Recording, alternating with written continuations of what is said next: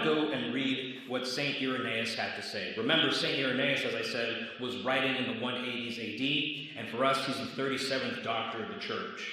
Now, Irenaeus is extremely important if you want to study the Bible, and here's the reason why. Irenaeus was a disciple of Polycarp, and Polycarp was a disciple of the Apostle John. That's how close Irenaeus was to one of the apostles. Irenaeus tells us at the end of the 2nd century that there are 4 and only 4 Gospels. If I'm not mistaken, he's the first one to tell us that. Moreover, he tells us about the authorship of the text. He tells us who wrote them. He tells us about where they were written, that Mark was an associate of Peter.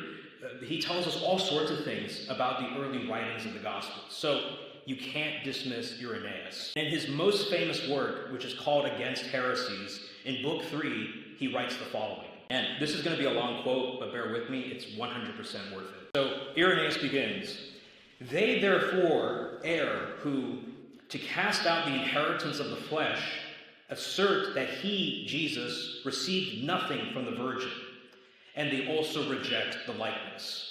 So in this text, Irenaeus is actually responding to actual Docetists, actual people who thought Jesus didn't have a real body, and so the Virgin Mary, she didn't give any flesh to Jesus in the Incarnation.